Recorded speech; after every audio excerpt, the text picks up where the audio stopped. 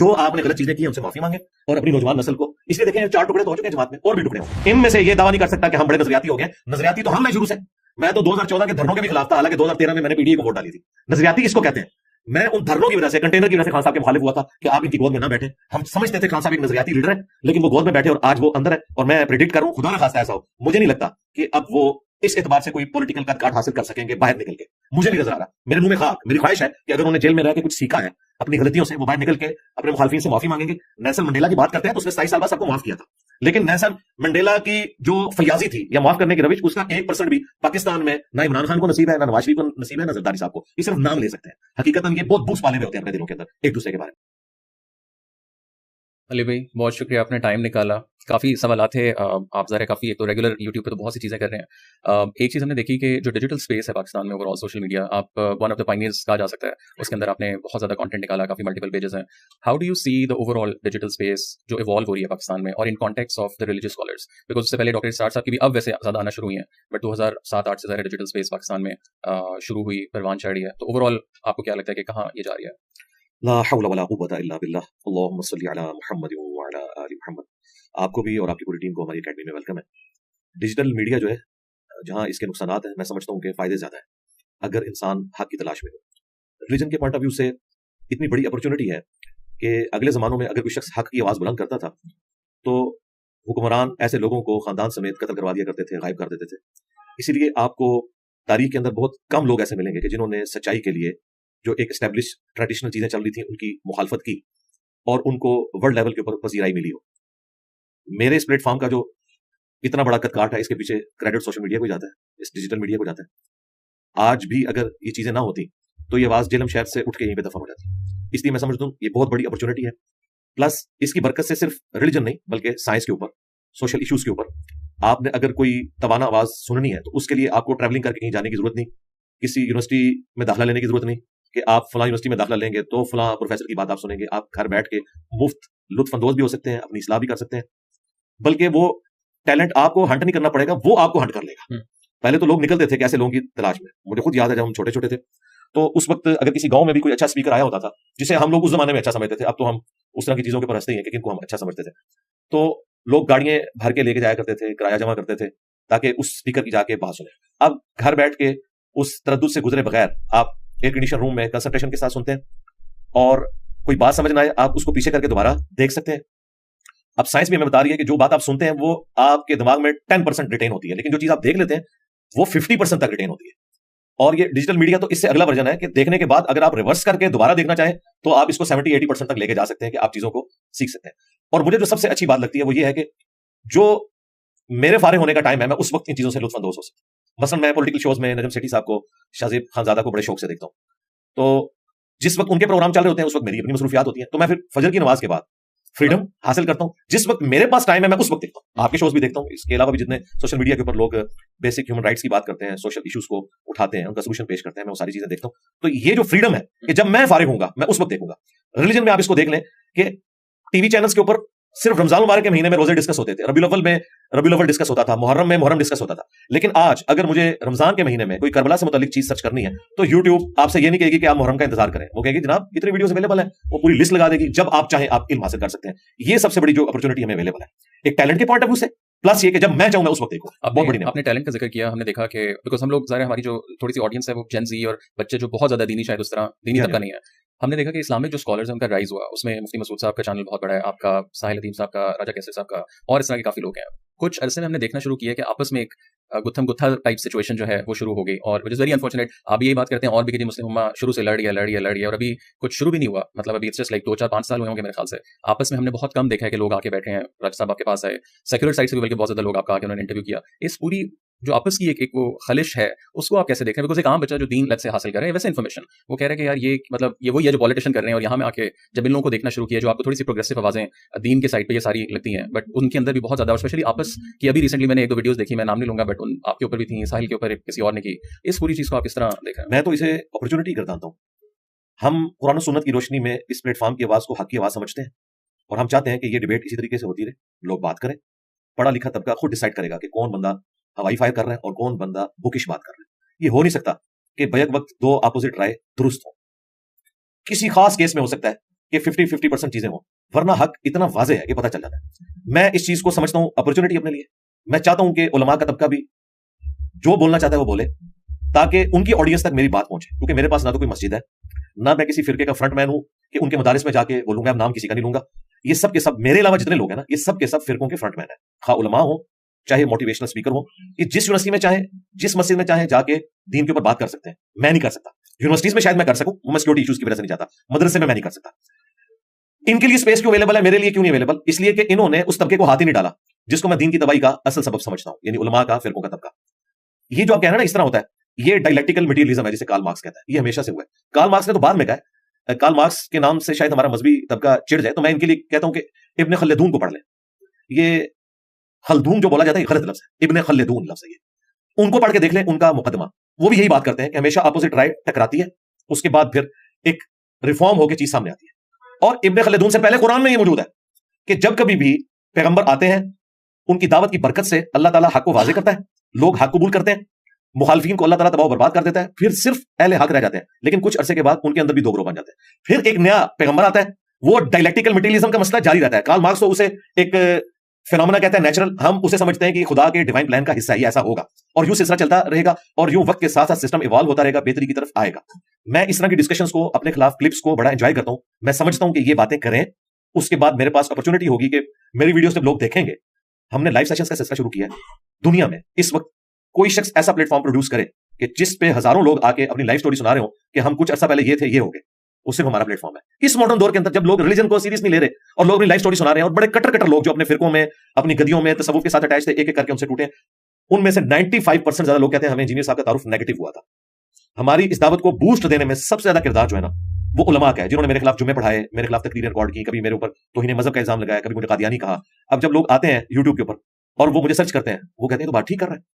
एक मुफ्ती साहब यहां से होकर के आज से 2-2.5 साल पहले रात के अंधेरे में आए, इतवार के अलावा एक दिन आए, चौक में खड़े होकर 2-2.5 बजे एक वीडियो बनाई, फिर यहां से गायब हो गए। क्योंकि उन्हें पता था कि पाकिस्तान में इस किस्म की डिबेट्स करना, मुनाजराबाजी, इसके लिए एक ऑफिशियल अप्रूवल की जरूरत होती है, वैसे तो बैन है ये। उन्हें गिरफ्तारी का खतरा था, मुझसे भी एजेंसीज के लोग रब्ता करते रहे, पुलिस भी, वो किधर है बंदा? मैंने कहा मुझे क्या पता, आप ढूंढे। खैर वो इधर से निकल के, उनके सारा मोबाइल रिकॉर्ड ये सब कुछ पता था। और फिर आखिरी दिन भी वो रात के 2:30-3 बजे आए वीडियो के, देखो मैंने इतना टाइम दिया था, इसने कुछ नहीं किया। तो इस तरह जब करके गए, उसके बाद सैकड़ों नहीं सरकार, हजारों देवबंदी जो उनके फिरके से ताल्लुक रखते हैं, लाइव स्टोरीज में आगे बता चुके हैं कि हम तो जानते नहीं थे इंजीनियर साहब को। जब इन्होंने वीडियो अपलोड किया, हमने कहा कि ये कौन बंदा है जिसके लिए ये बंदा जेल में पहुंचा है। हक पता चल गया। अभी कुछ महीने पहले एक और फिरके, यानी बरेलवी मकतब से ताल्लुक रखने वाले मुफ्ती साहब आए, उसके बाद कई लोगों ने हक बात कबूल की। लिहाजा मैं तो इससे कोई नहीं घबराता। मुझे जो सबसे ज्यादा आप समझ लें कि तकलीफ होती है, घबराता तो मैं उससे भी नहीं हूं, वो जो ऐसी जमातें जो नॉन स्टेट एक्टर बनी हुई है। अगर आपके चैनल की पॉलिसी नहीं है तो मुझे नाम लेने में कोई हर्ज नहीं। मैं तो डंके की चोट पे उनका नाम लेता हूं, क्योंकि उन्होंने कोई शर्म हया बाकी नहीं रखी है। तो वो पब्लिक गैदरिंग में मेरा नाम लेके मुझे गुलाम अहमद कादियानी दज्जाल के साथ मिलाते हैं और कहते हैं कि जिस तरह ग्रेट ब्रिटेन ने उससे पनाह दी हुई थी सब कॉन्टिनेंट में, इस वक्त की एजेंसीज ने, फौज ने, इदारों ने इंजीनियर को पनाह दी हुई है। ये कौन से गिरोह? ये TLP, खादिम रिजवी साहब की जो जमात है, और आजकल साद रिजवी साहब उसे हेड कर रहे हैं। हालांकि इनके बड़े बाबा जी जब जिंदा थे, वो तो मुझसे घबराते थे। उनके हाथ में मेरी वीडियोस हमारे दोस्तों ने पहुंचाई, उन्होंने देखी, उन्होंने कहा मुंडे को छाड़ दो। उनको पता था कि ये बात जो कर रहा है, इससे हमारे फिरके का जनाजा निकलेगा अगर मैं इसे रिबटल करूं। सिर्फ उन्होंने एक जुमला बोला, वो भी अपनी पब्लिक को खुश करने के लिए, कि नेट पे एक लड़का है जो मुझे कहता है कि लब्बैक का या रसूल अल्लाह कहना चाहिए, लब्बैक या रसूल अल्लाह नहीं कहना चाहिए। मैंने अरबी लिंग्विस्टिक में बात की थी कि आप सिर्फ ना पढ़ा रहे हैं, इतने बड़े बड़े उलमा, 1.5-2 लाख उलमा उनके शागिर्द थे अरबी लिंग्विस्टिक में, तो आप नारा अपनी जमात का दुरुस्त करवाएं, लब्बैक ना कहा करें, लब्बैक का या रसूल अल्लाह। अब उन्हें पता था कि बात ठीक कर रहा है। उसी क्लिप में मैंने इनके बुजुर्गों की किताबों से, अली हजवेरी साहब की किताब कश्फ मजूब जो वो हाथ में पकड़ के लहराते थे, मैंने चंद गुस्ताखाना चीजें हाईलाइट की कि इन्होंने नबी इस्लाम के बारे में एक झूठा स्कैंडल लिखा है एक सहाबी की बीवी के साथ। इन्होंने नबी इस्लाम के ऊपर ये झूठ बांधे हैं, ये लाहौर से छप रही हैं किताबें, आप ऑन करते हैं, आप दिखाते हैं। तो मुझे इन बातों के जवाब दें, या तो कहें कि ये किताबें बदल गई हैं। उन्हें पता था अगर मैंने ये कहा किताबें बदल गई हैं फिर तो हमारा फिरका खत्म, और अगर ये कहा ये गलत है तो लोगों ने मुझे नहीं छोड़ना। उन्होंने पहले हिस्से का जवाब दिया, हालांकि टोटल 20-25 मिनट का क्लिप था, वो सारा उन्होंने देखा 2017 में। वो जवाब तो ये आया, अलबत्ता 2017 में 28 अक्टूबर को मेरे ऊपर पहली दफा मर्डर अटेम्प्ट होगी, और वो मोटिवेटेड था TLP का बंदा। उसके बाद से टोटल 5 मर्डर अटेम्प्ट्स मेरे ऊपर हो चुकी हैं, और 5 जो है TLP के मोटिवेटेड लोग हैं। मैं ये नहीं कहूंगा, मैं इन्हें बेनिफिट ऑफ डाउट दूंगा कि इन्होंने तंजीमी तौर पर लॉन्च नहीं किए होंगे, लेकिन इनके मदरसे के अबू जर गिफारी रज़ियल्लाहु ताला अन्हु जो मदरसा है, खादिम रिजवी साहब की जहां कब्र बनी हुई है, ये आखिरी दफा जो 2 लड़के आए हैं वो तो उस मदरसे के थे, 16, 17, 18 साल के। बट साथ ही तरह से कभी आपसे कोई राब्ता हुआ? राब्ता इंडायरेक्टली हुआ, एक उनकी जमात के बंदे के थ्रू मेरी ऑडियो उन तक पहुंचाई गई, उनकी ऑडियो मेरे तक पहुंची, मैंने उनके सामने भी चीज हाईलाइट की। और अब तो कोई ढकी चुकी बात नहीं है इस वक्त रिलीजन के पॉइंट ऑफ व्यू से, प्लेनेट अर्थ पे मेरे इल्म में नहीं कि मुझसे ज्यादा किसी की व्यूशिप हो। ये मैं तकब्बुर के तौर पे नहीं बता रहा, मैं ये बता रहा हूं कि हर बंदा मुझसे वाकिफ है, किसी गार में भी बैठा ना उसे पता है कि इंजीनियर क्या है। तो ये कोई नहीं कह सकता कि बात नहीं उन तक पहुंची, बात पहुंची भी है, लेकिन उन्हें पता है कि इन बातों के मैं जवाब नहीं दे सकता, दूंगा तो अपनी पब्लिक मुझे नहीं छोड़ेगी कि भाई तुमने तो इंजीनियर का मुकदमा मान लिया, और अगर मैं इंजीनियर के खिलाफ बात करूंगा तो इंजीनियर तो डॉक्यूमेंट्स दिखा रहा है, तो फिर तो इंजीनियर के मानने वाले कहेंगे कि वाकई यार ये लोग तो फेल हो गए। मैं तो विन विन सिचुएशन में हूं दोनों एतबार से।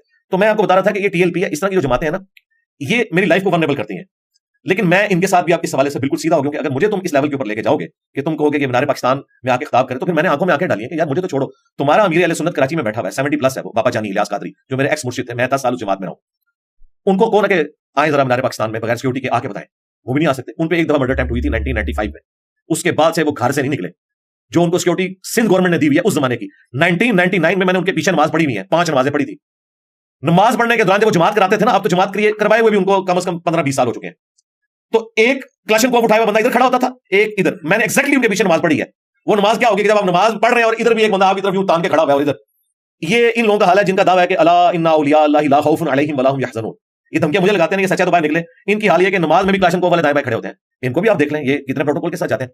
तो इस तरह की धमकियां लगाते हैं, इस तरह के लोग मेरी लाइफ को वल्नरेबल करते हैं, तो मैं इन्हें भी आड़े हाथों लेता हूं। रहेगी पॉलिटिकल जमातें, आम लतीफे सुनाने वाले मुफ्ती, कहानियां सुनाने वाले मुफ्ती, ये तो मैं एंजॉय करता हूं, इनसे मुझे कोई खतरा नहीं। खतरा इस किस्म की दहशतगर्द तंजीमों से, मैं उनको भी आड़े हाथों लेता हूं। थोड़ा सा हम आगे जाएं, अभी रिसेंटली आईएसपीआर का एक एलामिया जारी हुआ और उन्होंने पहली दफा वर्ड जो है वो डिजिटल दहशतगर्दी का वर्ड यूज किया, व्हिच इज वेरी आईएसएस के लिए मेरे ख्याल से ब्रिटेन उसको यूज करता था। अब उसमें ज़ाहिर उनका तो आई थिंक पीटीआई और जरा पॉलिटिकल साइड पे था, बट अगर आप रिलीजियस साइड पे भी देखें तो आपके भी जो स्टूडेंट्स हैं और दूसरी उस साइड के स्टूडेंट्स हैं, मतलब जितनी भी साइट्स डिजिटल पे काम कर रही हैं, आई फील लाइक कि वहाँ एक सॉफ्ट किस्म के हम ऐसे बच्चे पैदा कर रहे हैं जो बहुत ही सख्त मिजाज होते जा रहे हैं कि जी मेरा मुर्शिद तो मेरे इंजीनियर साहब या मेरे साहिल भाई या मेरे राजा कैसे साहब, हम पीटीआई को कहते थे। अब मैं तो इस तरह भी इसको देखता हूँ कि आईएसपीआर ने अपने टाइम के अंदर जो है वो जब डिजिटल के ऊपर लोगों को लाना शुरू किया तो वो डिजिटल पैट्रियट्स थे, बट वो तालिबान, सॉफ्ट तालिबान की शक्ल थी। और सेम चीज़ जो है वो इन डिजिटल प्लेटफॉर्म से भी हम कर रहे हैं। तो जो आने वाली आगे नस्ल है, आपको नहीं लगता कि उसको हम बड़ा मुतनफ़र और एक उनमें बुग़्ज़ और एक उनके अंदर बचपन से एक तशद्दुद जो है उनके दिलों में आ रहा है? नॉट कि कोई पर्टिकुलर 100% आपके साथ एग्री करता हूँ, और साथ ही मैं कहूंगा कि अल्लाह का शुक्र है कि ये प्लेटफॉर्म और इससे रिलेटेड लोग इससे आजाद है, उन्होंने ये काम कभी नहीं किया।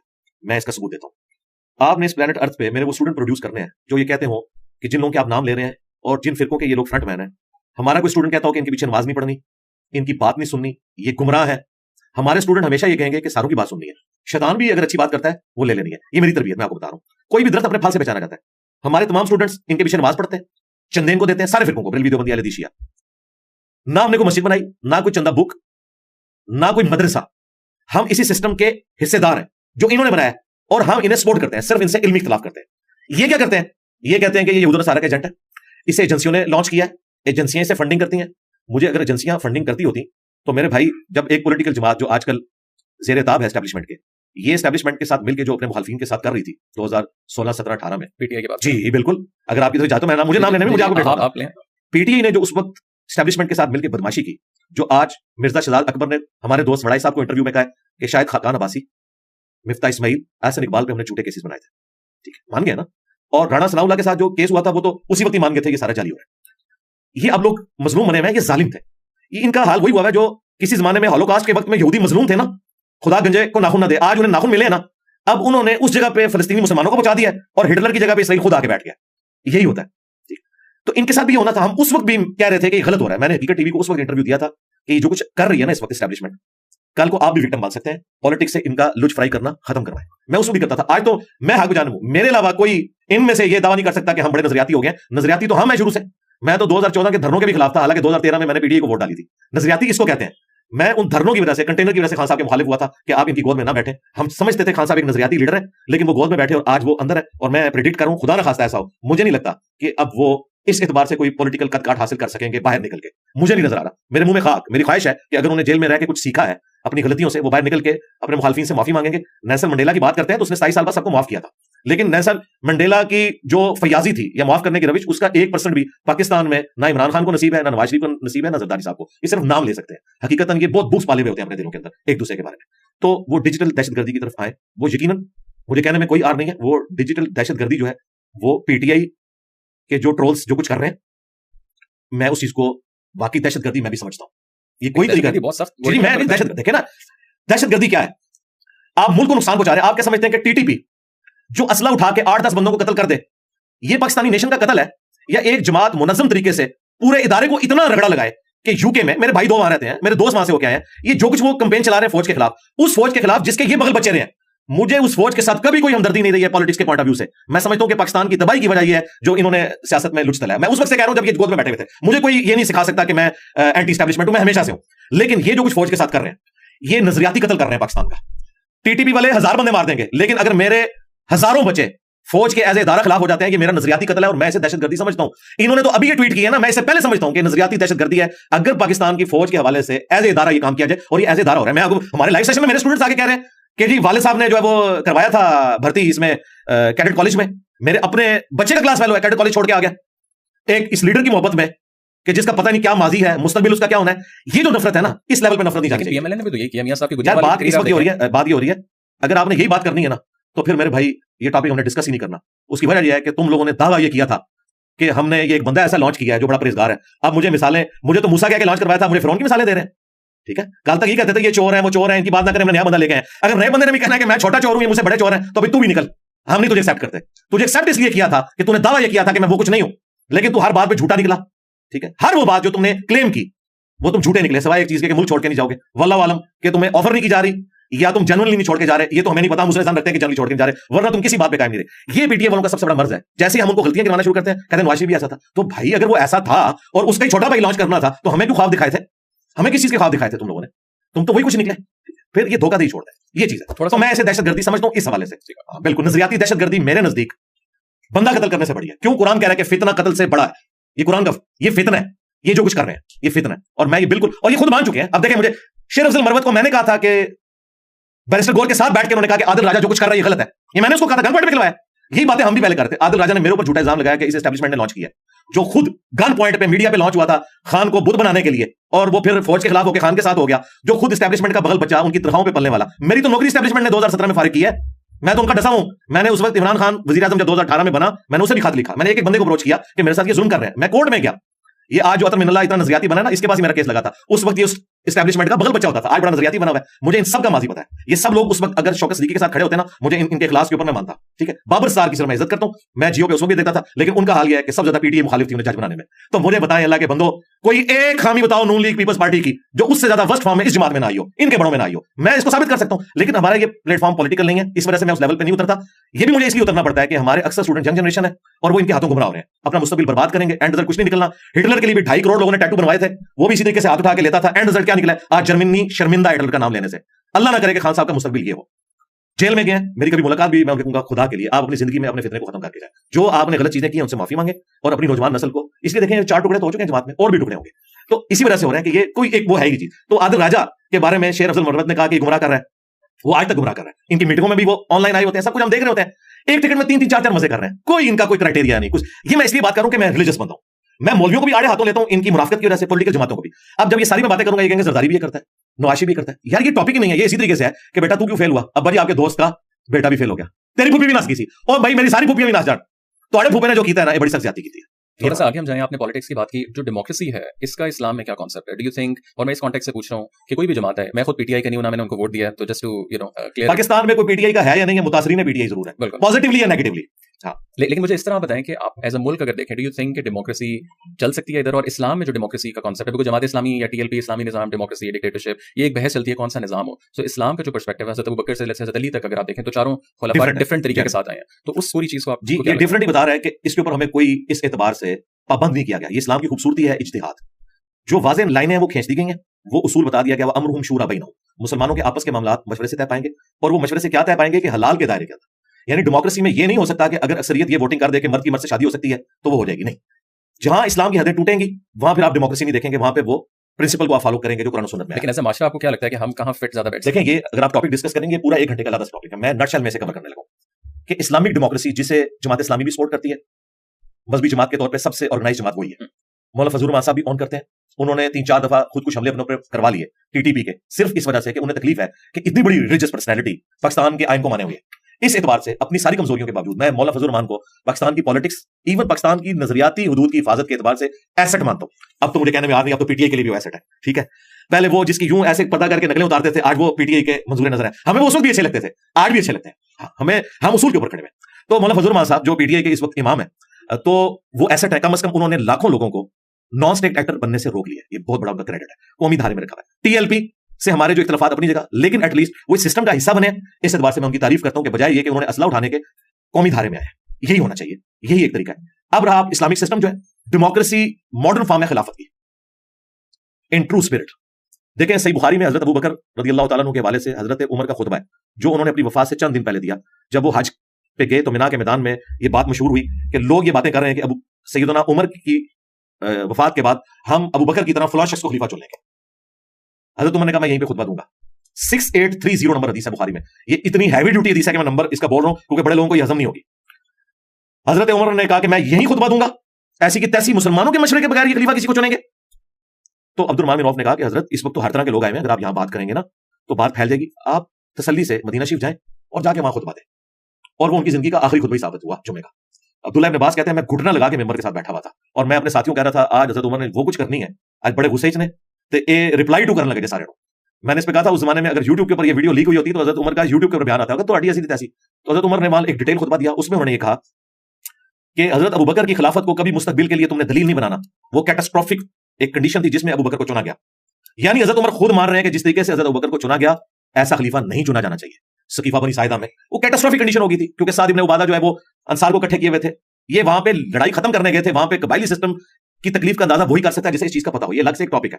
वो मजबूरन उस वक्त हुआ और वहां पे भी हजरत अबू बकर ने जब खुतबा दिया तो उन्होंने हजरत अबू उबैदा इब्न जराह और हजरत उमर का हाथ यूं उठाया और कहा इन दोनों में से एक खलीफा चुन लो, क्योंकि ये मुहाजिरीन में से है, ये कबायली सिस्टम है, कुरैश के अलावा अगर तुमने कोई खलीफा उठाया ये बाकी अरब के लोग उसकी इताअत नहीं इख्तियार करेंगे क्योंकि सबसे एलीट खानदान कुरैश का था। इस सिस्टम को आज आप नहीं समझ सकते, इस सिस्टम को आप इस तरह समझ सकते हैं कि बिलावल भुट्टो को मजबूरन लॉन्च करना पड़ा, वरना पीपल्स पार्टी का हशर नशर हो जाना था क्योंकि वो उस लेगेसी को लेकर चल रहे थे खानदानी तौर पे। ठीक है, आज भी अगर मरियम नवाज ना होती नून लीग खत्म हो जाती। ठीक है, अब इमरान खान साहब के पास इस तरह का कोई बंदा नहीं है, इसलिए मैं रिक्वेस्ट करूंगा आप जैसे लोगों से उनको मशवरा दें, अपनी औलाद में से नहीं लेकिन कम से कम किसी दूसरे को स्पेस देके अगर पीटीए को आपने चलाना है तो बंदा लेके।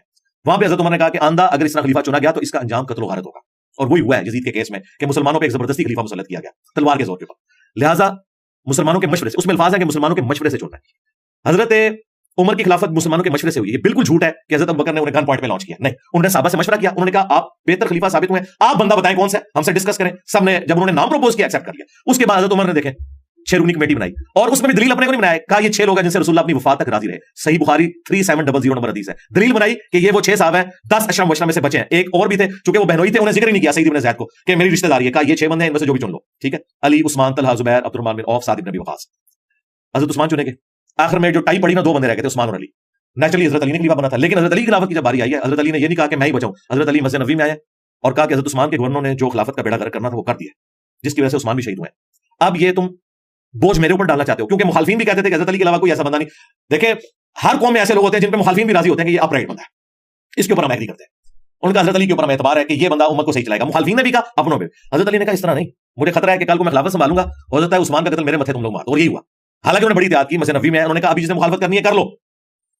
लोगों ने बैत की, एक्सेप्ट किया, कुछ अरसे बाद उन्हीं में से लोग निकले और जंग जमल करवा दी। हजरत अली को मजबूरन जाना पड़ा, ठीक है, मदीना शरीफ छोड़ के। तो लेकिन हजरत अली की खिलाफत तीनों खुलफा में मोस्ट डेमोक्रेटिक तरीके से जो मुनक़द हुई है खिलाफत, वो हजरत अली की खिलाफत है। कबायली सिस्टम में जब एक कबीले का सरदार वोट डालता था वो पूरे कबीले की वोट शुमार होती थी। मुझे बताएं, ये हमारे जो एमएनए मुंतखब होकर असेंबली में बैठे हुए हैं, जब एमएनए वोट डालता है तो क्या 25 करोड़ आवाम से पूछना पड़ेगा? नहीं, वो रिप्रेजेंटेटिव है हर 1 लाखों का। इस तरह कबायली सिस्टम में जो कबीले का सरदार जब वोट डालता था ना, अगर हजरत हुसैन ने बैत नहीं ना की यजीद की, तो पूरे बनु हाशिम ने नहीं की, एक बंदे की वोट नहीं। और जब कोई करता था, ये कबायली सिस्टम था, आज वाला नहीं। आज वाला सिस्टम मैं समझता हूं ये उससे बेहतर सिस्टम है इस दुनिया के लिए, क्योंकि अब कबायली सिस्टम तो खत्म हो चुका है। तो उस जमाने में प्योर डेमोक्रेटिक सिस्टम था, कबीले के सरदार ही आते थे, वो कहते थे ठीक है जी हम आपकी बात करते हैं। इसलिए देखिए कुरान में इज़ा जाअ नस्रुल्लाहि वल फत्ह व रअयतन नास यदखुलूना फी दीनिल्लाहि अफवाजा। देखो अल्लाह ने तुम्हें फतह दी है तो लोग गुरो दर गुरो दीन में दाखिल हो रहे हैं। गुरो दर गुरो क्यों? बाद लोगों ने नबी इस्लाम को जेन्युइन प्रॉफिट माना, बाज ने एक अरब के कुरैश खानदान के वारियर का गलबा पूरे अरब के ऊपर जो सदियों से बाकी एम्पायर से मारे खा रहे थे, उन्होंने सोचा नहीं था कि हम तो हमेशा आपस में लड़ते हैं, और यहां पे एक बंदा इतना स्ट्रांग हुआ है, पूरे पूरे कबीले मुसलमान होना शुरू हो गए। मुसलमान नहीं हो रहे थे बेसिकली, मुसलमान इसलिए हो रहे थे कि नबी इस्लाम मुस्लिम थे, असल में वो उस सरदार की इताअत इख्तियार कर रहे थे। फिर अल्लाह ने उन्हें मजबूती दी, वो ईमान पे ठुक भी गए जब कुरान उन्होंने सुना इनिशियली। इसी वजह से जब नबी इस्लाम की वफात हुई है तो हजारों लोग मुर्तद भी हुए हैं, क्योंकि उन्होंने एक अरब के वारियर का गलबा मान लिया था, जिसमें चंगेज खान के बाद बेटों में इख्तिलाफ हो गया। लेकिन यहां पे फर्क है चंगेज खान में रसूलुल्लाह में, कि यहां इतने लोग खिलाफ हुए, नबी इस्लाम ने पेशगोई की थी कि रोमन और पर्शियन एम्पायर गिरेगी। यार ये कितनी बड़ी नबूवत की सदाकत है कि एक बंदे की फौज तितर बितर हो गई है, एक मुट्ठी भर जमात है साहबा की, और वो इतने कॉन्फिडेंट है, उन्होंने ना सिर्फ अरब के उन मुर्तदीन के ऊपर गलबा पाया, बल्कि चंद सालों में रोमन और पर्शियंस को भी उलट दिया। ये गलबा अगर रसूलुल्लाह की जिंदगी में होता ना, तो कोई कह सकता था कि नबी इस्लाम एक गुड वॉरियर थे। हुजूर की वफात के बाद उनके मानने वालों में हजारों लोग हुजूर को छोड़ जाएं, उसके बावजूद एक मुख्तसर जमात अरब के उन तमाम फितरों में कब्जा पाए विद इन 3 और 4 ईयर्स, ज्यादा नहीं लगा, और दोनों सुपर पावर्स को उलट दे। ये इस बात की दलील है जो कुरान में अल्लाह ने वादा किया था, हुवल्लज़ी अरसला रसूलहु बिल हुदा व दीनिल हक लियुज़हिरहु अला दीनि कुल्ली। वही अल्लाह है जिसने अपने नबी को कुरान अल हुदा और दीन हक के साथ भेजा ताकि सब अदियान पे गालिब कर दे। ये नबी इस्लाम के साथ गैर मामूली एक अल्लाह की मदद थी कि आपकी वफात के बाद गलबा हुआ है। अगर जिंदगी में होता ना तो हम कह सकते थे कि ये आपकी मैनेजमेंट थी, ये अल्लाह की एक हैबिट आई थी। थोड़ा सा अगर आप Pakistan as a whole as a nation देखें, आइडेंटिटी जो क्राइसिस है स्पेशली यंग बच्चों में, उसको आप कैसे देखते हैं? और उसका रेफरेंस इन सेंस कायदे आजम को भी हमने कंट्रोवर्शियल बनाया, इलामा इकबाल को भी हम लोगों ने कंट्रोवर्शियल बनाया। सेक्युलर तबका कहता है 15 अगस्त की तकरीर, वो पहले 18वीं सदी के आखिर में इलामा इकबाल की आप पोइट्री पढ़ें तो वो एक एवोल्यूशन हुई है 1930 तक।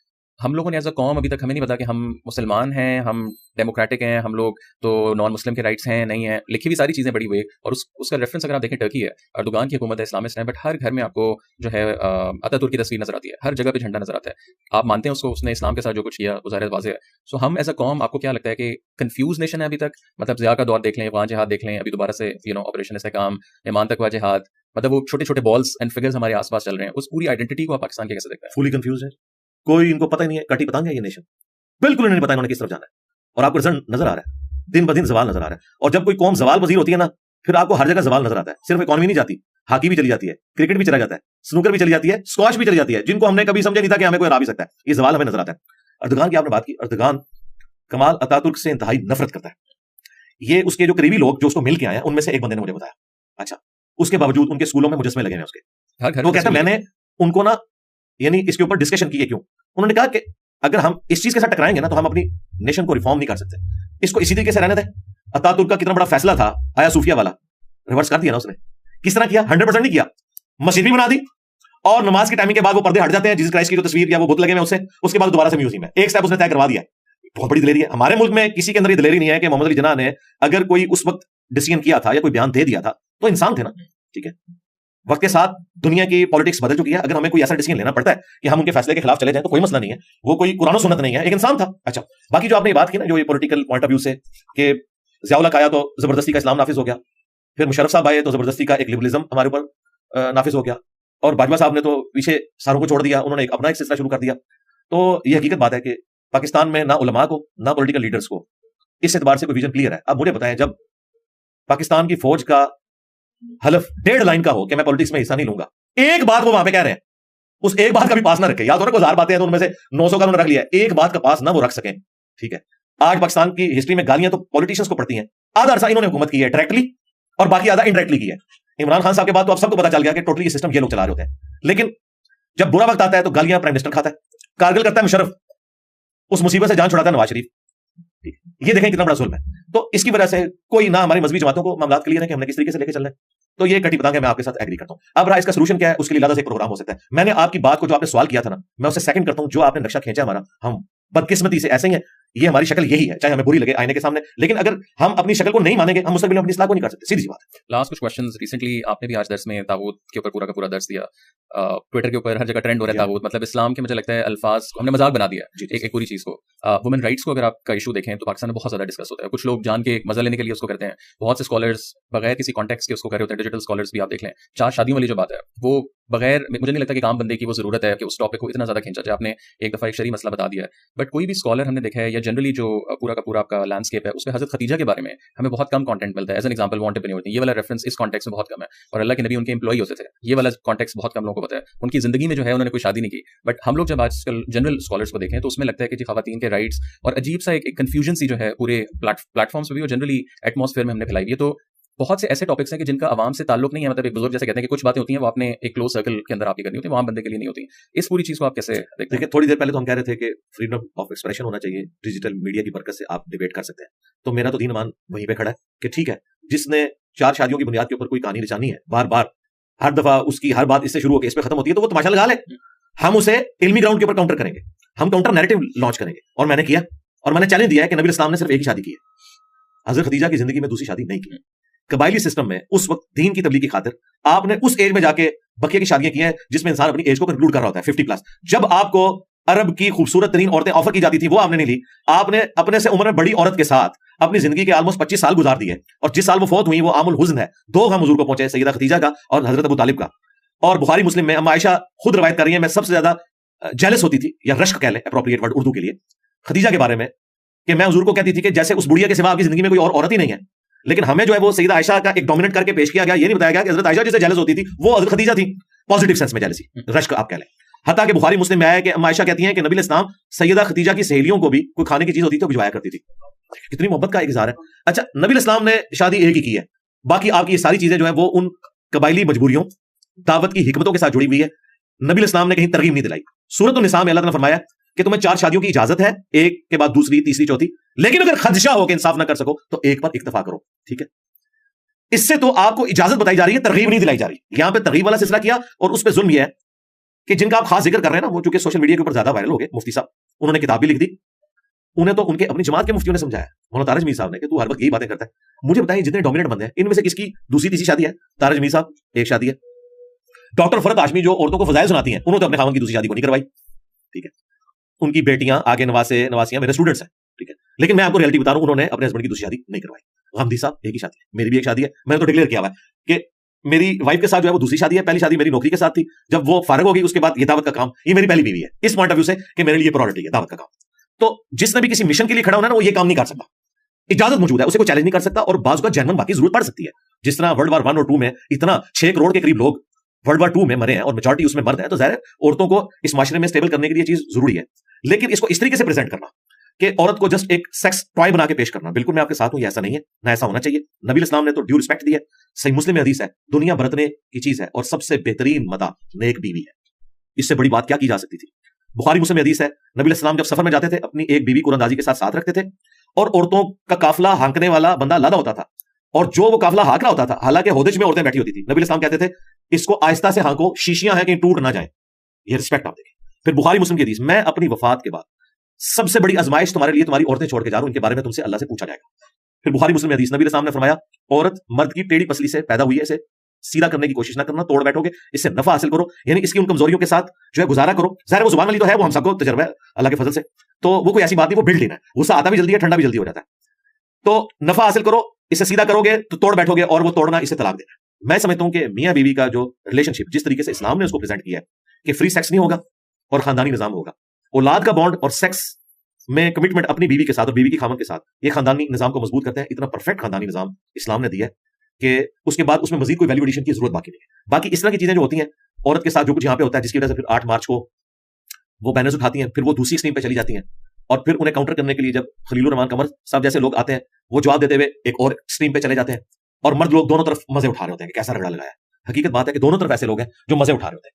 इसको सीरियसली देखना चाहिए और औरतों को वो हुकूक देने चाहिए जो इस्लाम ने दिए हैं। मुझे बताया, बाप के कदमों के नीचे तो जन्नत नहीं कहा गया। सुन नसाई में कहा कि जन्नत तेरी माँ के कदमों के पास है। माँ का काफिर है या मुसलमान है, उसकी खिदमत करके जन्नत कमाओगे। बुखारी में हदीस है, नबी इस्लाम से पूछा गया कि सबसे ज्यादा हुस्न सलूक मैंने किसके साथ करना है? फरमाया तेरी माँ हकदार है। दूसरी बार कहा तेरी माँ, तीसरी दफा तेरी माँ, चौथी दफा कहा तेरा बाप।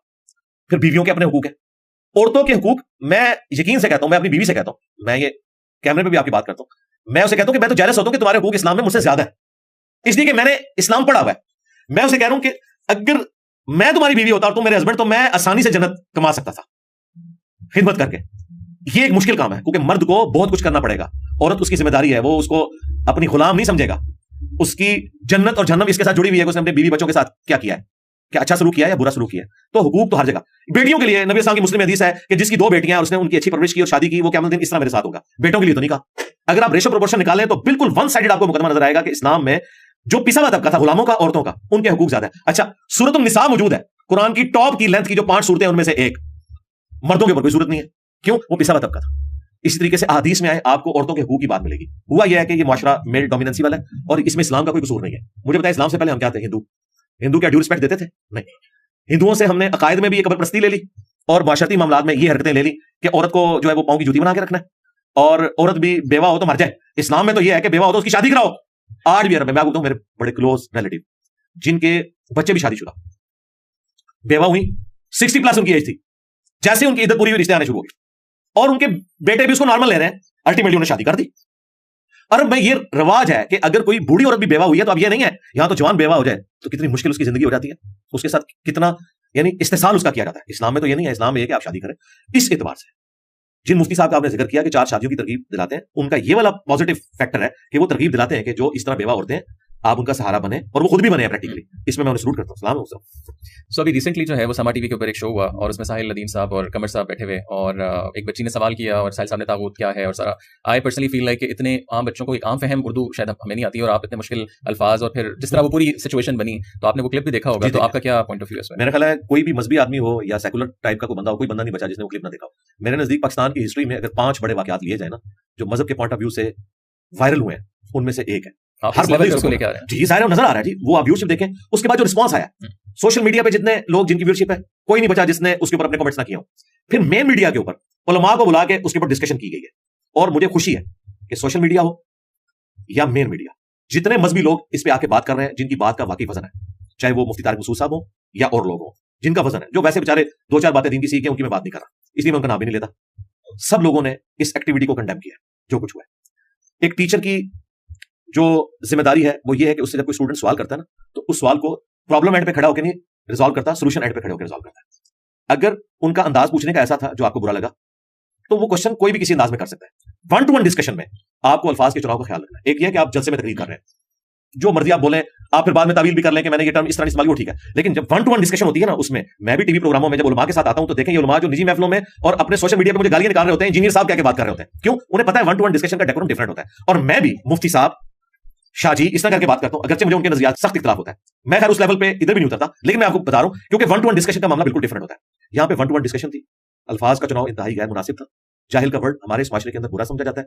ये कोई अरबी में बात नहीं हो रही थी, और अरबी में भी जिस चीज के ऊपर जाहिल का वर्ड बोला गया वो एक एक्सट्रीम चीज है, जो बाद में औरिया मकबूल जान साहब के प्रोग्राम में उन्होंने सूरह जुमर की आयत पेश की कि तुम मुझे हुक्म देते हो ए जाहिलो कि मैं अल्लाह के सिवा किसी और को अपना पुष्पना मानूं। वो तो काफिर नबी इस्लाम को शिर्क की तरफ बुला रहे थे, कुफर की तरफ। उसके साथ यह है, नबी तुम फरमाओ मेरी तरफ और मुझसे पहले तमाम अंबिया की तरफ वही की गई कि अगर तुमने भी शिर्क किया तुम्हारे अमाल बर्बाद कर दिए जाएंगे और तुम खसारा पाने वालों में से हो जाओगे। ये उसकी कंसेप्टिव वाली आयत थी, वो पढ़ लेते हैं, उन्हें पता चल जाता है ये जाहिल किसको कहा जा रहा है। रहा जो उस प्रोग्राम में उन्होंने वो आयत पेश की, कुल हल यस्तवी लदीना यअलमून वल्लदीना ला यअलमून, तो उसमें तो है कि इल्म वाले और बगैर इल्म वाले बराबर नहीं, नसीहत तो नहीं हासिल करते मगर अक्ल वाले। उसमें तो जाहिल वाली बात ही कोई नहीं हुई थी। हमारी उस सिस्टर ने जो चीज हाईलाइट की थी, जब आपको नजर आ रहा है कि ये उस तबके से बजाय ताल्लुक रखती है कि जो उतना रिलीजियस नहीं है, मैं नहीं कहता कि वो कोई बेदीन है, तो फिर आपने माजरत करने में कोई हर्ज नहीं था। आप कहते हैं मेरे अल्फाज का चुनाव ऐसा हो गया, मैं असल में ये बात कहना चाहता, लेकिन उन्होंने उसमें और फ्यूल डाल दिया।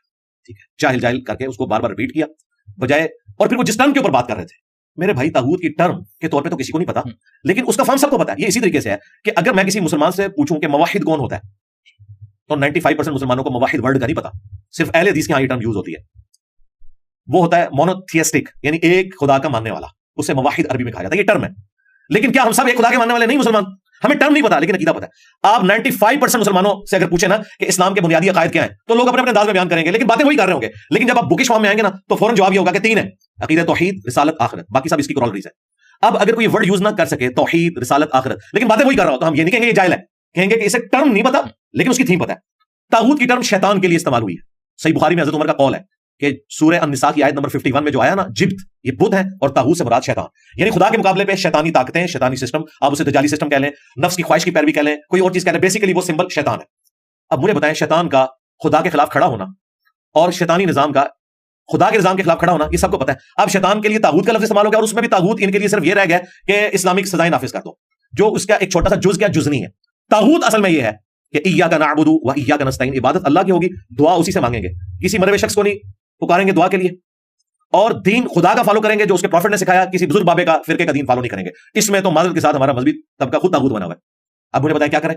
इस तागूत के ऊपर ना साहिल नदीम साहब बोलेंगे, इसके बाद भी नहीं कभी बोल सकेंगे, ना बोलेंगे खलील रहमान कमर साहब, क्योंकि अगर ये बोलेंगे फिर मजहबी तबके की हिमायत उनके लिए हट जाएगी। अगर वो कहे ना कि ये सारे फिरके तागूत हैं, फिरका वारियत क्या तागूत नहीं है, इनके बनाने वाले तागूत हैं, जिन्होंने फिरके बनाए, जिन्होंने नहीं बनाए, जिस तरह मामूनीफा, उनकी तरफ गलत मंसूब हो गया, उनका एहतराम। लेकिन जो इंडिया के 2 शहरों के नाम के ऊपर पाकिस्तान में फिरके बने हुए हैं और एक दूसरे को काफिर समझते हैं, वो तागूत नहीं है। तो ये सारे का सारा तमाशा जो लगाया हुआ है ना, हमें पता है कि इस लेवल तक कोई जा सकता है, तो इस लेवल पे उनको जाने की जरूरत नहीं थी। वो उसी वक्त इसको काउंटर करते, स्टेप डाउन करते, और उसके बाद उस बात को समझाते, यहां तक मसला खराब ही नहीं होना था। और फिर खलील रहमान कमर साहब, जो एक एजेड आदमी है, जो एक उम्र वाला बंदा है, उसे तो जेब ही नहीं देता कि वो जल्दी उसका जो है वो टेम्परामेंट लूज कर जाए। उन्होंने कहा बच्ची को माइक लगवाओ, इनको किसने देता है भाई? आपने आखिरी मोड़ लगा दी। अगर किसी के दिल में कोई थोड़ी सी बात भी थी ना कि ये मेल डोमिनेंट सोसाइटी है, तो वो आपने मोर सब कर दी। और अभी तो जो उसमें एडिटिंग हुई है, उसमें तो मैंने सुना है कि गाली गलौज भी शामिल था, मुझे बावसूख जराए से पता चला है। ठीक है, बावसूख जराए से, ठीक है, किसने गाली गलौज की ये मैं नहीं बताता, मैं जनरल बात कर रहा हूं, और इसका कोई ओवरऑल कोई अच्छा रिजल्ट नहीं निकला। इसीलिए मुझे बड़ी खुशी हुई कि मजहबी तबके ने इस प्रोग्राम में उस सिस्टर के साथ जो कुछ हुआ, उस मामले में सिस्टर के साथ खड़े हुए हैं, कंडेम किया है उन्होंने। और मेरे लिए खुशी की बात है। सबसे बड़ी बात मुफ्ती तारिक मसूद साहब ने कंडेम किया, वल्लाह मैं नहीं था एक्सपेक्ट कर रहा कि वो कंडेम करेंगे। इस वजह से मुझे खतरा था कि वो एक मौलवियों के साथ जो भी उठते बैठते हैं, लेकिन मैंने देखा है कि पिछले कुछ अरसे में उनमें काफी पॉजिटिव चेंज आना शुरू हुई है। अब वो साहिल अदीम साहब को भी बड़ा अच्छे तरीके से एड्रेस कर रहे थे। हालांकि साहिल अदीम साहब के जो नजरियात है ना, उस हिसाब से तो मुफ्ती साहब फारिग है, लेकिन उन्होंने कहा हम बड़ा एहतराम करते हैं। मैं समझता हूं ये जो पॉजिटिव चेंज उनमें आई है ना, इस तरह की बाकी उलमा में भी आनी चाहिए। जो मुफ्ती साहब की तारीफ है मैं वो कहने में करूंगा। साहिल अदीम साहब का आपको क्या लगता है विजन, उनका मकसद क्या है, मतलब वो क्या चाहते क्या है? नहीं, साहिल अदीम साहब ने कुछ भी बदनीति की वजह से नहीं किया। नहीं, एज एन होल उनकी आइडियोलॉजी की आपको क्या समझ आती है? ये उनसे जाके पूछे। उसकी वजह यह है कि मुझसे आप किसी के नजरिए की कोई बात सामने रख के ना कि वो ये कहता है, आप बताएं किताब सुन्नत क्या कहती है, इसको तो मैं रिबेटल जरूर करूंगा।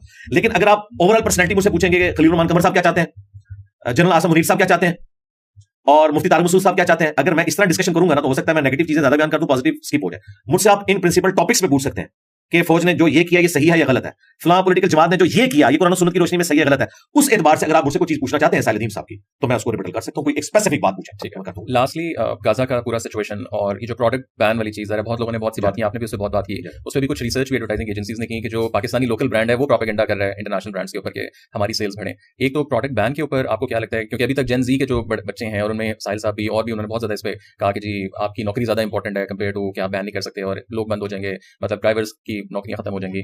एक तो ये वाली पॉइंट, और दूसरा कि एज ए नेशन पहले इसको ईओन वालों के साथ जो मेरी पॉडकास्ट हुई थी वो आपने देख लिया। मेरा नजरिया उसमें जो है वही है। मैंने लॉजिकली डिस्कशन की और उस बंदे के साथ डिस्कशन कर रहा था जिससे दूसरी तरफ के दलाइल भी पता थे, और उन्होंने वो चीज सामने भी रखी, मैंने उसे रिबटल किया और उन्होंने ईमानदारी का सबूत देते हुए एडमिट किया कि वाकई जिस तरह आप बात कर रहे हैं वैसे तो पॉसिबल नहीं है। लिहाजा मेरा तो मौक़िफ़ यह है कि यहां पे हमारा रोजगार जुड़ा हुआ है इन चीजों के साथ। इस किस्म के बाइकाट का कोई फायदा नहीं। और अगर आपने बाइकाट करना है फिर एक नंबर बाइकाट करें, फिर आप व्हाट्सएप का भी बाइकाट करें। और जो गाड़ी आपने निकलवाई है, जो हम सोशल मीडिया पे देख रहे हैं, मुबैयना, चले मैं वो साफियों वाली लैंग्वेज इस्तेमाल करता हूं, तो भाई उसकी कमाई भी उधर ही जा रही है। मुबैयना, आप भी कोई मेरी तरह मोटर बाइक रख सकते थे, तो वो फिर सारी चीजें जमा होती हैं। लोग फिर इस एंगल से भी देखते हैं कि यार ये भी हो रहा है वो भी हो रहा है। बाकी ओवरऑल पाकिस्तानी नेशन को फायदा हुआ है कि एक क्वालिटी फूड उनको सस्ता मिलना शुरू हो गया। केएफसी ने इतनी डील्स लगाई हैं कि एक गरीब आदमी जो गंदे ऑयल में पके हुए लोकल चीजें खा रहा था, उससे भी मौका मिल गया कि वो साफ सुथरा अजमेर शरीफ, बगदाद शरीफ का बना हुआ चिकन यानी केएफसी में, मैं उसकी क्वालिटी इस एतबार से बयान कर रहा हूं, वो खा रहा है। तो ओवरऑल तो फायदा हुआ है। केएफसी पे तो राशा बढ़ गया, आप देख लें। फिर मुझे बताया जो मीरपुर में आग लगाई वो तो लग रहा था कि जैसे उन्होंने फिलिस्तीन फतह कर लिया। अब होना तो ये चाहिए था कि इसका पूरा रूट काज एनालिसिस करके ना उन लोगों को भी पकड़ा जाता है जिससे मोटिवेट होकर उन्होंने आग लगाई। वो तो पाकिस्तानियों की नौकरी गई ना। मैंने उस वक्त यौन की पॉडकास्ट में भी अपने भाई से ही कहा था कि भाई ये जो हजारों लोग बेरोजगार होंगे ना, इनके खर्चे कौन उठाएगा? ये जो मैं आप कहानियां कहते हैं ना कि जी आप अल्लाह के लिए नहीं कर सकते, आप क्यों नहीं करते हो अल्लाह के लिए? आप अनाउंसमेंट करो, आपका सारा मौलवी तबका, कि हम ये जो लाखों के चंदे हथियार है ना आपसे, कल से हम सादा जिंदगी गुजारेंगे और वो बच्चे जो केएफसी की जॉब की वजह से बेरोजगार हुए हैं उनके घर का खर्चा हम चलाएंगे। उन्हें पता लग जाएगा कितने मुखलिस हो। आप लोग क्यों नहीं करते हो? फ्रांस में बैठ के पोस्ट लगा रहे हैं कि फ्रांस की प्रोडक्ट्स का बाइकाट करें। मैं आपको जनरली बता रहा हूं, जब ये टीएलपी वालों ने फ्रांस के खिलाफ सब कुछ शुरू किया ना कार्टून्स के ऊपर, तो फ्रांस से पोस्टें लग रही थी। तो मैंने उस वक्त भी कहा था अल्लाह के बंदो सबसे पहले तो तू वापस आना। फिर आखिरी बात मुझे बताएं, आज तक किसी मौलवी ने या इस किस्म के मोटिवेशनल स्पीकर ने जिसको कभी फाइनेंशियली उसकी काज के लिए सपोर्ट किया जाए या किसी भी जमात को सपोर्ट किया जाए, इन्होंने आज तक किसी बंदे से पूछा कि तेरा सोर्स ऑफ इनकम क्या है? हो सकता है उसे रेमिटेंस आते हो बाहर से, और आते भी हैं, ज्यादा पैसा वो लगाते हैं। मौलवी ने कभी नहीं कहा कि मैं डॉलर और पाउंड नहीं लूंगा, सिर्फ उन लोगों की कमाई लूंगा जो यहां पे है। तो ये छोड़ दें, ये अपनी इस काज के साथ मुखलिस नहीं है। बाकी फलस्तीन के हवाले से हमारा मौकिफ है कि इसराइल ने जो कुछ किया ये वही कुछ किया जो हिटलर ने इनके साथ किया था। इससे बड़ी गाली मैं इसराइल को नहीं दे सकता। ये वो गाली है जो इनकी कब्र में भी इनके साथ जाएगी कि जो कुछ हॉलोकास्ट में तुम्हारे साथ हिटलर ने किया ना, इस वक्त हिटलर की जगह तुम आ गए हो और मुसलमानों को तुमने जो है वो उन यहूदियों की जगह कर दिया है जिनके लिए 100 फैक्ट्रियां बनाई गई और उन्हें जुल्मन कत्ल किया गया। हम हिटलर को भी कंडेम करते हैं।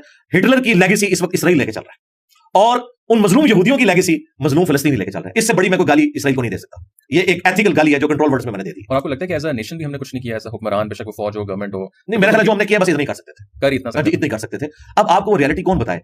बात यह है कि इसमें अगर हम ये नहीं समझ रहे तो इसमें भी मैं मेरे अजीज हम वतनों उन्हीं को मुजरिम समझता हूं। उन्होंने मिल्ली तराने चला चला के टीवी पे जो पिक्चर पेश की थी ना अपनी और पाकिस्तान की एक स्ट्रेंथ, हकीकत बात है कि वो इंडिया तक भी मुश्किल से ही चलती है, बजाय कि हमें वर्ल्ड लीडर बना के पेश किया जाए और इस्लाम का किला। हकीकत यही है जितना इस वक्त आईएसपीआर ने किया ना, बस इतने जो गए हम, इससे ज्यादा नहीं कर सकते। ये एक रियलिटी है। मैंने बार बार बताया, पाकिस्तान का डिफेंस का निजाम हो, पाकिस्तान का बाकी, यार हम तो एक महीने के लिए बॉर्डर पे अपनी फौज नहीं रख सकते। हमारी इकॉनमी का ये हाल है, ठीक है। जिनकी इकॉनमी अच्छी थी, 40+ मुल्कों का इत्तेहाद बनाया था सऊदी अरब ने, और वहां पे अरब इंपीरियलिज्म की वजह से एक अरबियत की वो असबियत आज तक मौजूद है, अरब और अजम की। यार वो अपने भाइयों के साथ नहीं खड़े हो सके। हम तो शायद कोई नहीं। उसके हेड भी हमारे जनरल साहब हैं। हाँ, वो देख लें। और वो भी तलवार उठा के नाचता ही रहा है, कर तो कुछ नहीं सका। बस इनका नाच गाना देख लें। तो मैं इसमें सबसे बड़ा मुजरिम सऊदी अरब को समझता हूं। उनकी जितनी पावर थी ना, देखें अमेरिका को भी हिला के रख देते हैं वो। फिर रशिया के जब से वो करीब हुए हैं, हकीकत बात है कि एक तगड़ा उनका इत्तेहाद बना हुआ है, लेकिन वो कुछ भी नहीं कर सके। पाकिस्तान का नंबर तो बहुत बाद में आता है। फिर तैयब अर्दगान वो भी बयान के हद तक था, अब वो भी आना बंद हो गया। इसी तरह ही होना था। ये शुरू में चीजें होती हैं, बाद में लोग भूल जाते हैं, सीधी सी बात है। पाकिस्तान इतना ही कर सकता था, लिहाजा पाकिस्तान से कोई गिला नहीं है। गिला यह है कि आपने जो अपनी पिक्चर टार्जन वाली पेश की थी ना, आप वो नहीं है, ये नहीं करनी चाहिए थी। लेकिन अगर आप कहें कि ये मानने कि हम ये कुछ नहीं थे, तो वो तो आपको पता है कि इनके जीन्स में नहीं है अपनी गलती को मानना, इसलिए वो कभी मानेंगे नहीं। लेकिन हकीकत है अपने बच्चों को बताया कि हम इतने जो गई हैं, यही कुछ कर सकते हैं। और ये जो लोग कहानियां करवा रहे हैं इनको जोश दिला रहे हैं कि उठो और जोर शर्म चले जाओ, क्या करो, डंडे लेके चले जाओ। और मैंने देखा कितना बड़ा ट्रूथ रिवील किया इसकी वजह से। इन्होंने, इनका मेंटल लेवल ये है कि इन्होंने उसको भी गुस्ताखी बना लिया। मैंने समझाने के लिए बात की थी कि हजरत खालिद इब्न वलीद ने रोमन्स को शिकस्त दी मुख्तसर जमात के साथ, लेकिन असला बराबर की टक्कर का था, क्वांटिटी का फर्क था, क्वालिटी का नहीं था। अगर रोमन जनरल एक तलवार लेके आए ना, खालिद इब्न वलीद भी एक तलवार लेके गए, तो मैंने कहा था कि आज अगर 1000 खालिद इब्न वलीद हो तो इसको उन्होंने गुस्ताखी बना लिया, लिहाजा मैं वो जुमला दोबारा रिपीट नहीं करता, जिस तरह वो जाहिल वाली बात रिपीट करता। मैं कहता हूं आज अगर 1000 हमारे को जंगजू हो जिनके हाथ में तलवार हो, सामने से एक क्लीन शेव यहूदी एक जो है वो ऑटोमेटिक गन लेके आ जाए, तो ये क्या करेंगे? ये फर्क है इस वक्त। एयर स्ट्राइक ने मुस्लिम दुनिया को इतना पीछे छोड़ दिया है कि हम इस वक्त उनका मुकाबला नहीं कर सकते। जमीनी जंग पे कर सकते हैं, एयर स्ट्राइक में नहीं कर सकते। आज दुनिया से एयर स्ट्राइक खत्म कर दें, पाकिस्तानी फौज सबसे बेहतरीन फौज है लड़ने के लिए। तालिबान क्यों कामयाब हुए? उनके पास तोरा बोरा था, छुपे रहे। कारपेट बमिंग होती थी, बहुत जानों का नुकसान हुआ है। लोग कहते हैं तालिबान जीते हैं, तालिबान नहीं जीते, अमेरिका हारा है, तालिबान नहीं जीते। हारा है कि इकोनॉमी का बोझ नहीं उठा सके, चले गए। आज वो आगे बैठते हैं, ये बेचारे फिर चले जाएंगे गारों के अंदर। क्यों? ये नहीं उनका मुकाबला कर सकते, इनके पास एयर स्ट्राइक नहीं है। वो ऊपर से आके बमिंग करके B-52 और ये जब हम बातें करते हैं ना, तो फिर ये जो मोटिवेशनल स्पीकर कहते हैं कि हमारे बच्चों को बुज़दिल बना रहा है। बुज़दिल बना रहा है भाई, मैं साइंस का स्टूडेंट भी हूं, मैं इंजीनियर भी हूं, मैंने मैकेनिकल इंजीनियरिंग की हुई है, और मैं 15 साल उस इदारे से वाबस्ता रहा हूं जो पाकिस्तान का मिसाइल सिस्टम सारा उधर से है। तो मुझे तो पता है ग्राउंड रियलिटीज क्या है, कि हम कितने जोगे हैं। हम जितने जोगे हैं बस उतने जोगे हैं। अभी हमें बहुत तरक्की की जरूरत है। और सबसे पहले जो इस वक्त हमारे आर्मी चीफ भी बात कर रहे हैं, प्राइम मिनिस्टर भी बात कर रहे हैं, और इवन अब तो पीटीए वाले भी उस तरह के इजलासों में बैठना शुरू हो गया है कि पाकिस्तान की इकोनॉमी को पहले देखा जाए कि इसका क्या करना है। इकोनॉमी के बगैर जंगें नहीं लड़ी जाती। लोग कहते हैं इंडिया में खत्म करें, इंडिया में क्या जरूरत है खत्म करके, इमरान खबरें मत लगवाने की जरूरत है।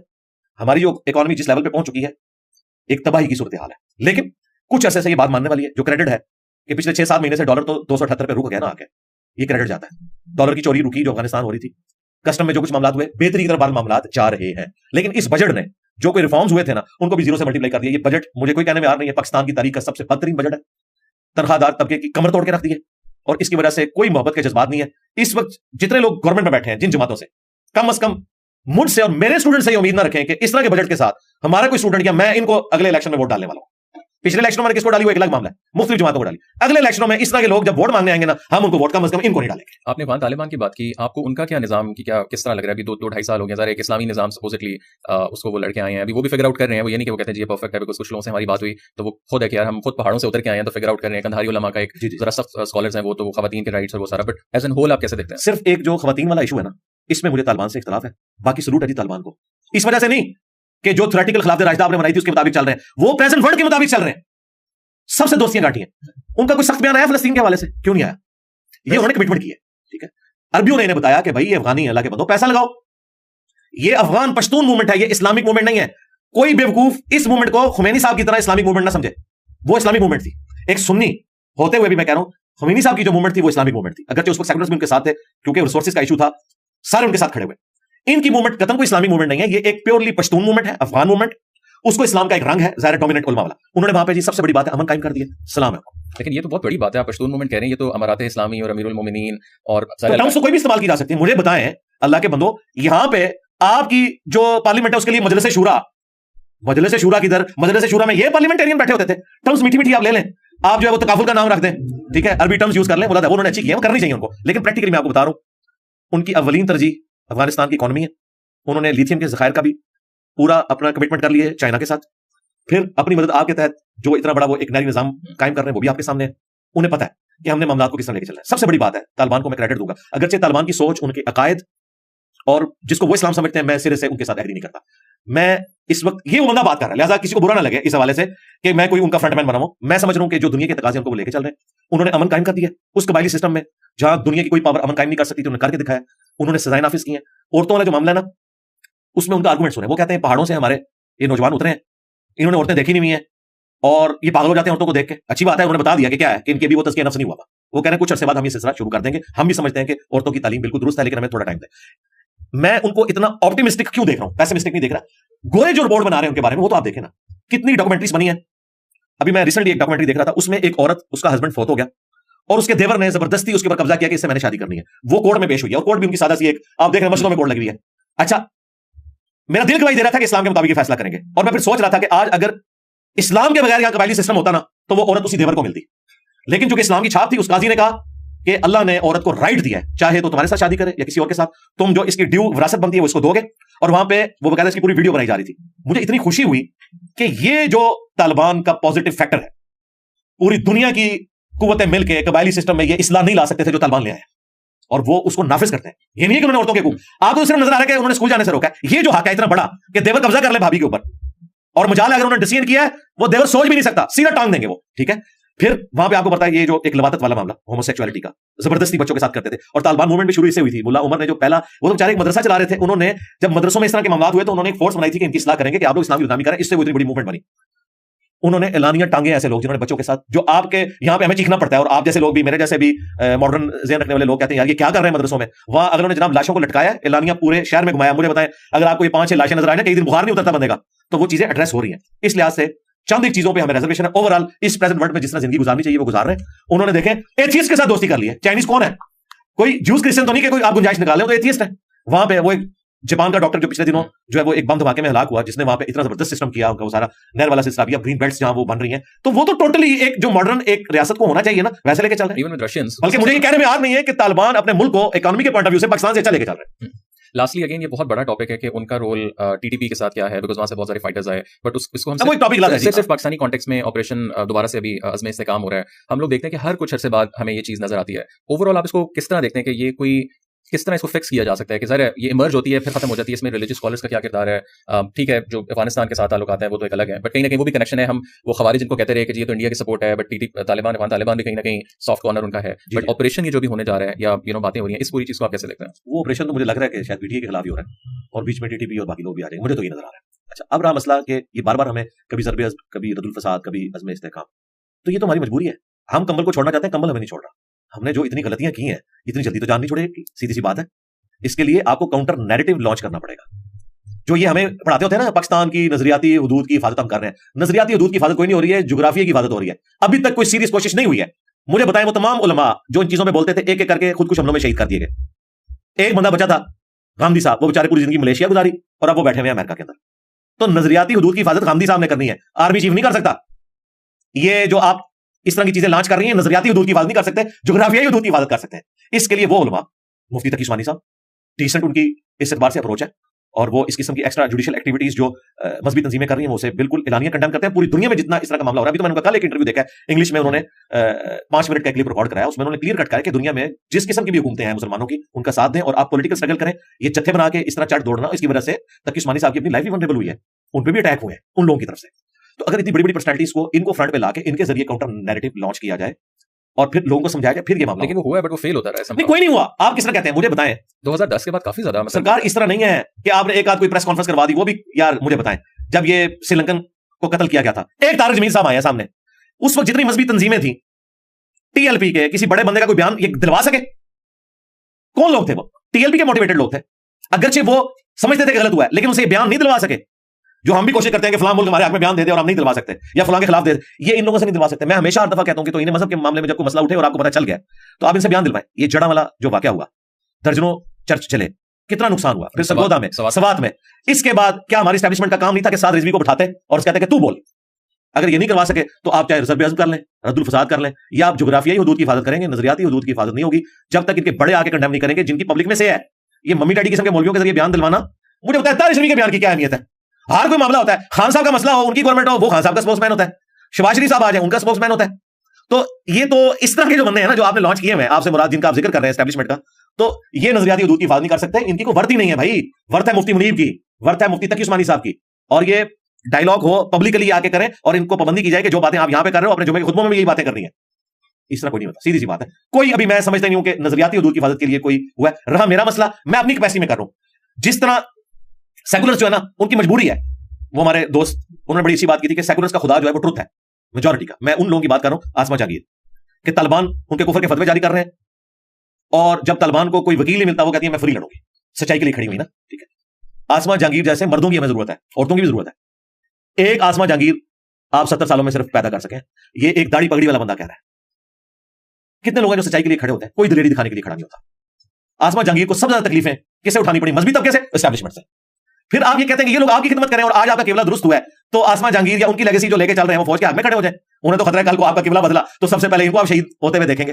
तो इसलिए आपने तय करना है। वैसे मैं आपको अभी बताऊं, इस वक्त फौज भरी पड़ी हुई है, उन्होंने वाकई रिलीजियसली ये तय कर लिया है कि अब पाकिस्तान इस तरह नहीं चलेगा, उसकी वजह एफएटीएफ, पूरी दुनिया की पॉलिटिक्स का चेंज होना, ये भी गोरों को क्रेडिट जाता है, इनको नहीं जाता, गोरों को जाता है कि उन्होंने इन्हें सिखाया कि बंदे के पुत्र बनो, दुनिया में इस तरह नहीं आप रह सकते, वरना हम ये कर देंगे। अगर तुमने ये 25 करोड़ का जो एटम बम रखा हुआ है ना इधर आबादी का, इनको साथ लेके चलना है ना, भूखे नहीं मारना, तो भाई फिर हमारी बात भी मानो। और वो ठीक कह रहे हैं, एफएटीएफ ना होता ना, मैं देखता अब्दुल फसाद जरबे कहां से आता, ये हमने नहीं लर्न किया। और जो लोग हमें सिखाते थे ना 2001-2 में, कौन?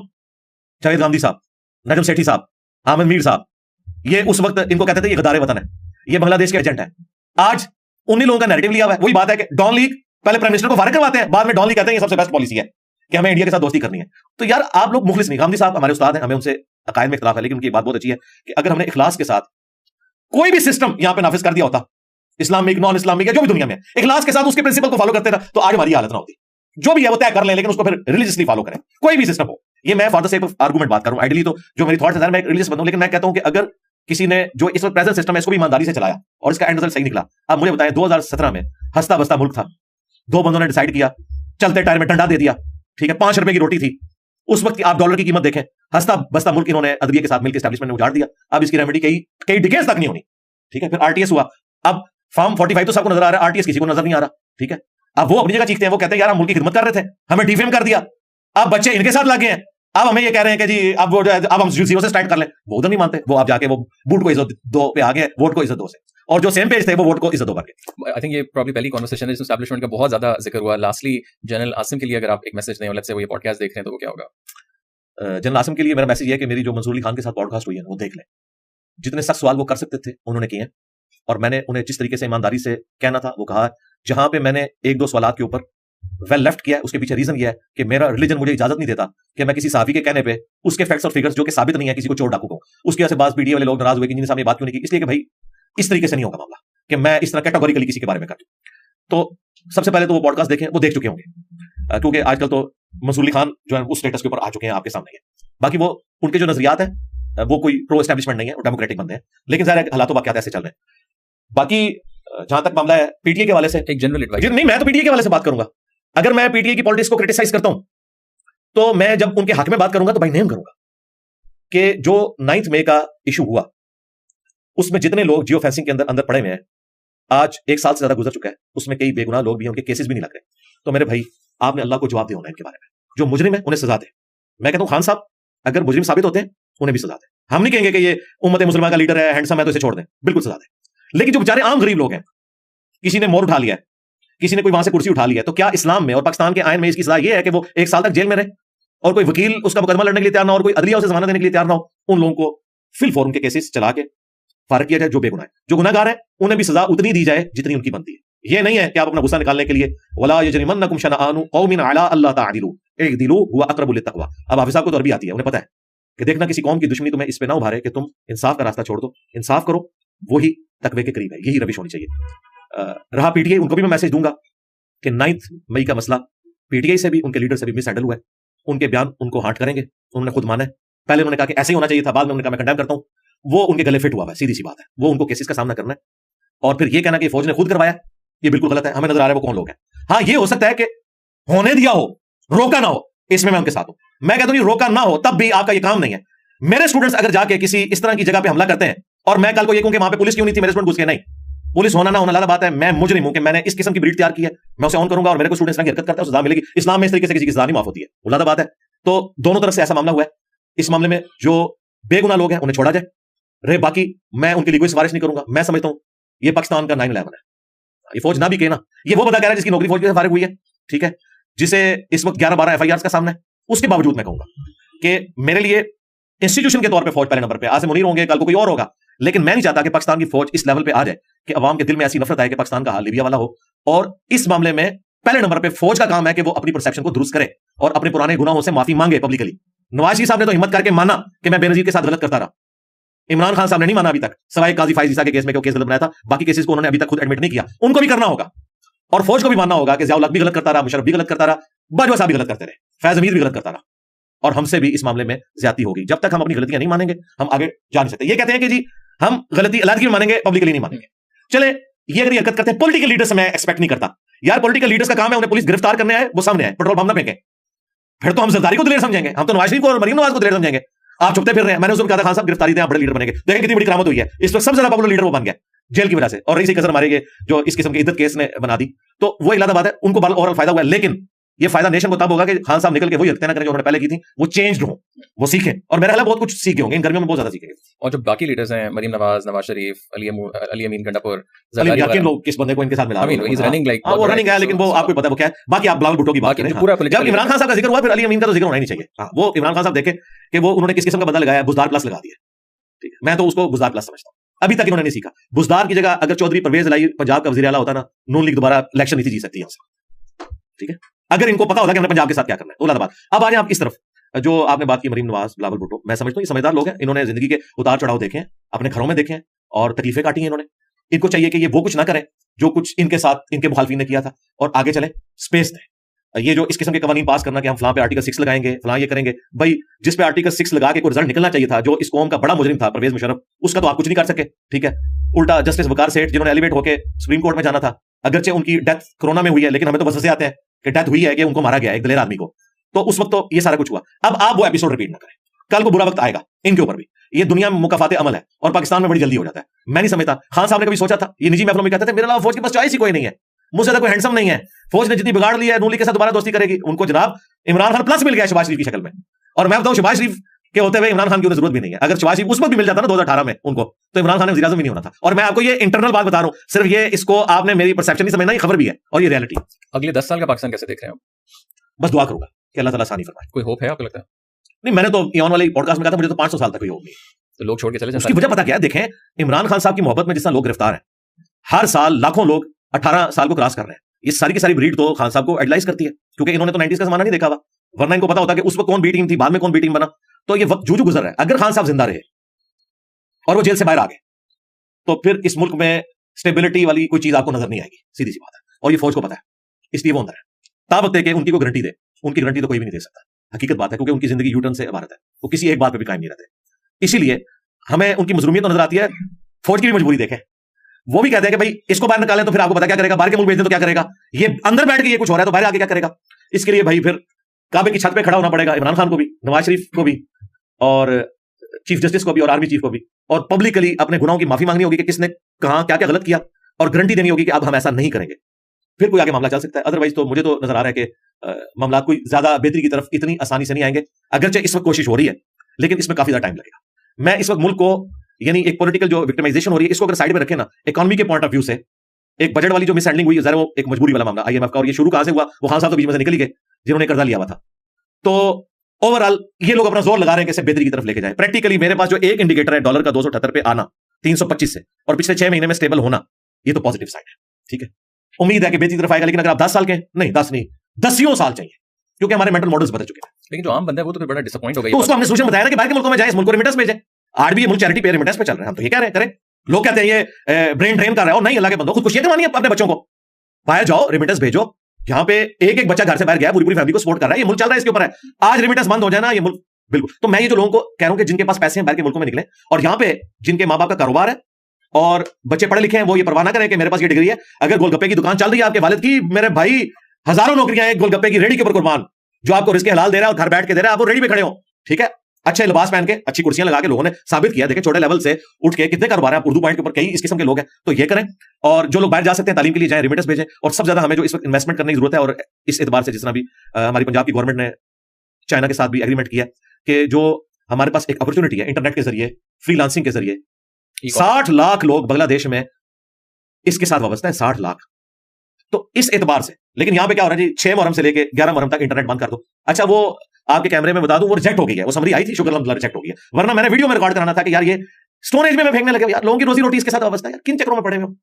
यानी यहाँ पे, यानी नाक में मक्खी बैठती है, कहते नाक ही काट दो। ये नाक काट रहे थे 6 मुहर्रम से लेके 11 मुहर्रम तक, यार मक्खी उड़ाओ खुदा के लिए। बहुत शुक्रिया अली भाई, थैंक यू सो मच, बहुत शुक्रिया।